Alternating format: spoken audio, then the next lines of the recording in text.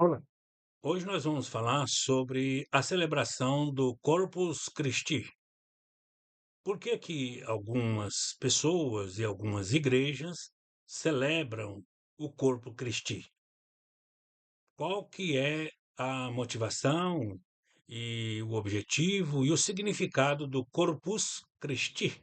Sobre isso, e para falar disso, nós precisamos mergulhar na história para entender. A primeira coisa que nós precisamos entender é que o corpo Cristi não é uma coisa nova. Então, para entender melhor isso, nós precisamos entrar ou conhecer melhor a mitologia nórdica. Para entender a mitologia nórdica, nós vamos falar de Frey. Frey, ou Frege, ou Frico, ou Freyr. Era um deus, né. Inclusive Freyr, significa senhor. Por incrível que pareça, o nome Freyr significa senhor. Freyr era um dos deuses, rei dos elfos, rei dos Vanir, e filho de Nihord, ou Nijord, que era o deus dos mares, e de Nertus, a deusa da terra. Freyr também era irmão gêmeo de Freya, que também significa senhora, a deusa mais bela da mitologia nórdica, segundo os seus historiadores.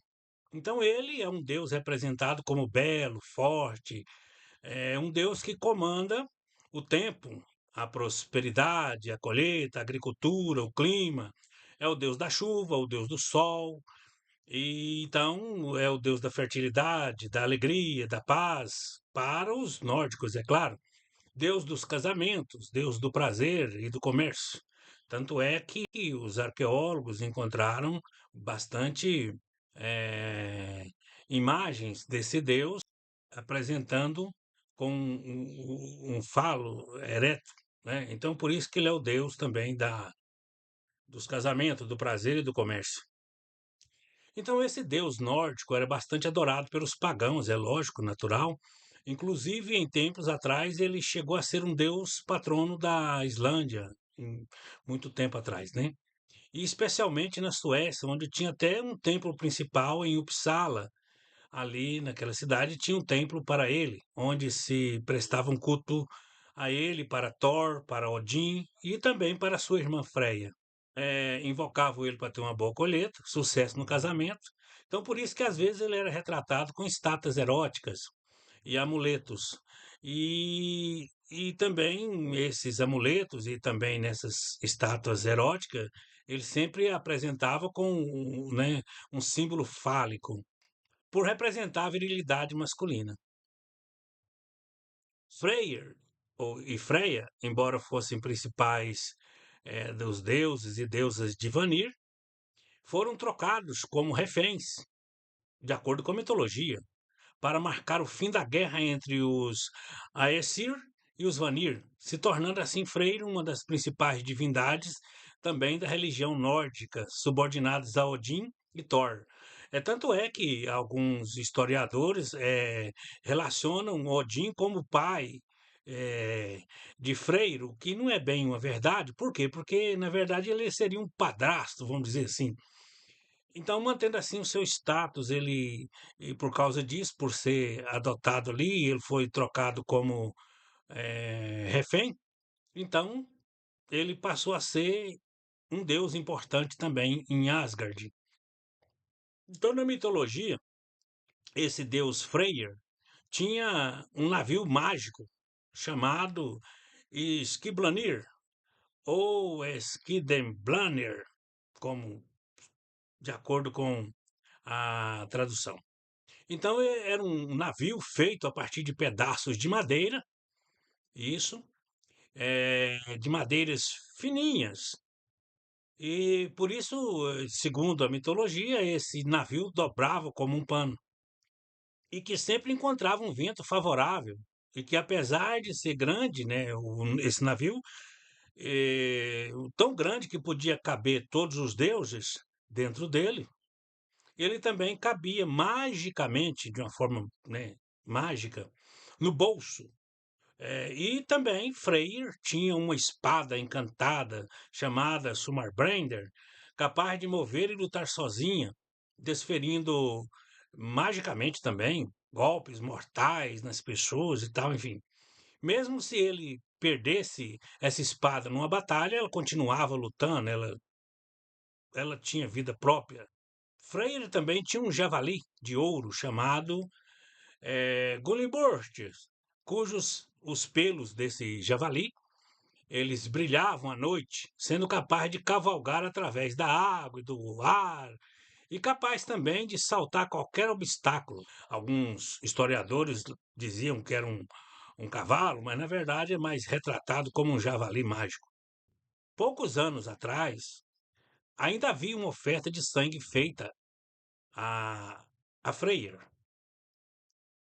Oferta de animais e até sacrifício humano, que era sacrificados na festa do solstício de inverno, na virada do ciclo de Yule. E nos dias atuais, entre os germânicos e em outros países, aí pelo mundo afora, tem surgido o neopaganismo, ou conhecido também como odinismo, que tem proposto reconstruir a antiga religião em cultos à natureza, aos ancestrais, crenças politeístas e animistas, por aí. Então está tendo vamos dizer assim, um certo avivamento dessa, desse paganismo. Os adoradores pagãos tinham estátuas eróticas e amuletos de freire, como já dissemos, por toda parte. E é desses rituais de culto a ele é que temos hoje essa tradição de procissões que tem carruagem no estilo de Nertus, ou Helodin e Herta, ou Herta, mãe terra. Tanto Freyr como Nertus tinha cultos similares, onde suas estátuas eram puxadas por carroças de tração animal, de preferência de bois, enfim. Então era acompanhada por procissão de fiéis em culto a eles. No caso, por exemplo, de Freyr e Freia, os pagãos faziam um ritual no qual uma estátua que os simbolizassem, ou uma estátua que simbolizasse o seu corpo ou o corpo do Senhor, já estão compreendendo, né? O corpo de Freyr ou o corpo do Senhor. Então eram carregados por sacerdotes pelas estradas afora. As mulheres e homens iam na frente preparando o caminho por onde ia passar o cortejo, com tapetes de grãos, para que ao passar o corpo do senhor Freyr, ou senhor ou senhora Freia, porque geralmente era celebrado na maioria das vezes junto, dá para entender, né? O senhor e a senhora. Aí dá para vocês entender aí essa mistura de o senhor e a senhora, o deus e a deusa, a senhora, sua irmã. Então, para que qual era o objetivo desses tapetes de grãos? É para que fosse abençoado as colheitas e todo o campo na próxima estação ali. Então, como era Deus da fertilidade, a procissão seguia pelos campos. Era o Deus também do agro, vamos dizer assim. Então, era no campo, geralmente era no campo. Então, eles iam rogando as bênçãos e o sacerdote seguia ali com aquele cortejo, né? Aquele carro alegórico, vamos dizer assim. Ele ia até o templo e passando em cima dos tapetes, não só de grãos, mas de flores, tapetes de sementes, frutos da terra, enfim. Então, esses tapetes de flores e grãos também faziam parte do festival da colheita de honra a Rotan, ou também conhecido como Odin. O problema aqui não é atacar a Igreja Católica, não estamos aqui para atacar a Igreja, mas para falar o que é real. Até, inclusive, muitos padres falam disso. Isso não é um ataque, é uma realidade. A Igreja Católica, quando ela se estabelecia nesses países que tinha adoração de deuses, enfim, inclusive no caso dos países que os deuses nórdicos eram adorados. Então, era natural que a Igreja Católica cristianizava esses rituais pagãos. E não foi diferente do caso dos rituais pagãos de Nertus e de Freire. Então, esses tapetes enfeitados de flores e grãos continuaram no mesmo jeito e não precisou mudar em nada.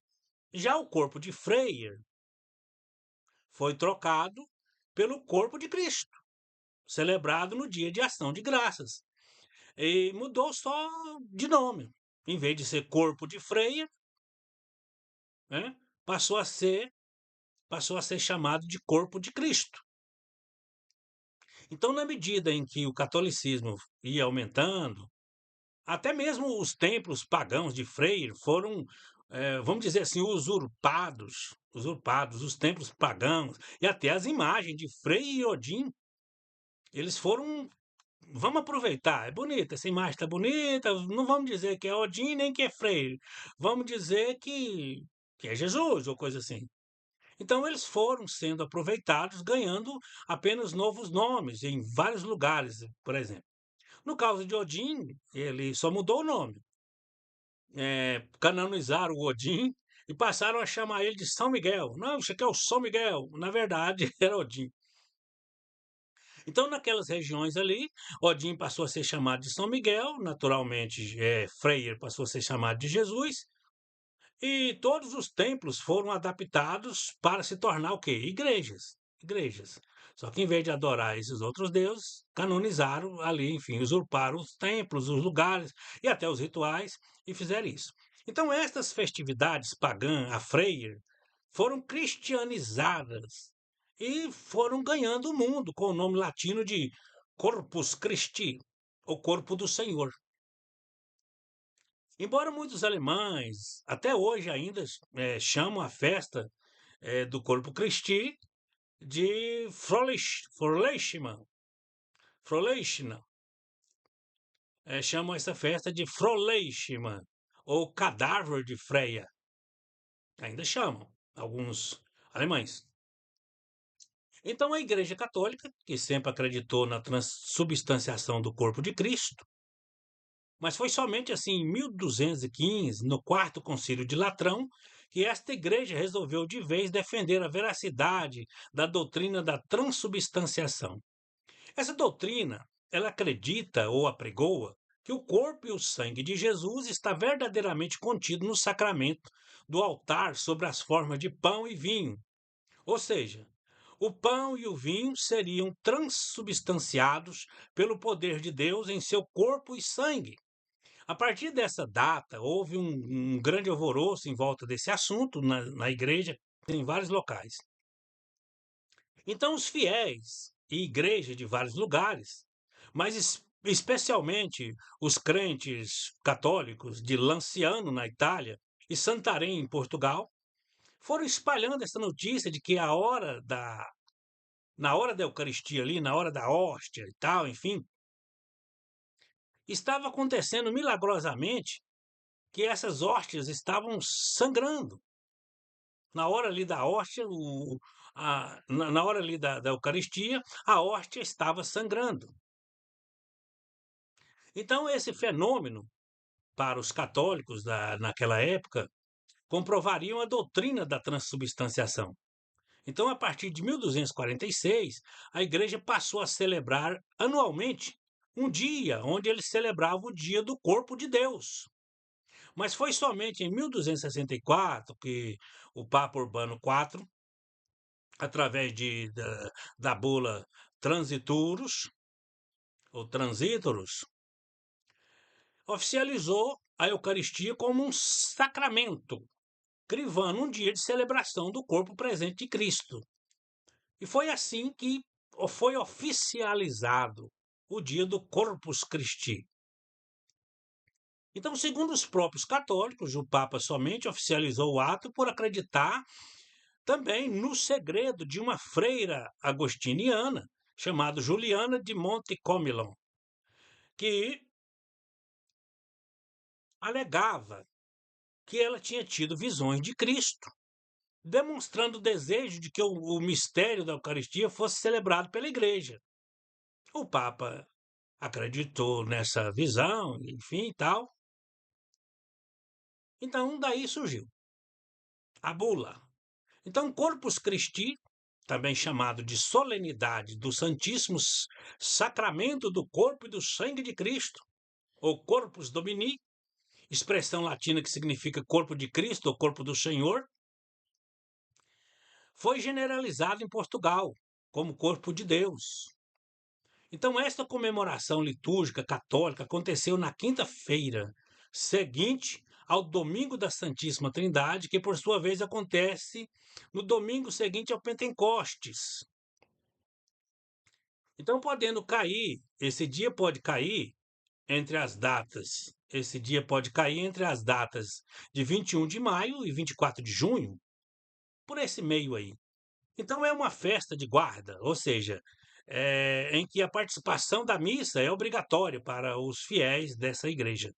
Então, é obrigatório na forma estabelecida pela Conferência Episcopal do país que está celebrando. Então, no início, essa celebração não teve muito êxito e poucos fiéis aderiram à prática. Não, nós não queremos e tal, enfim.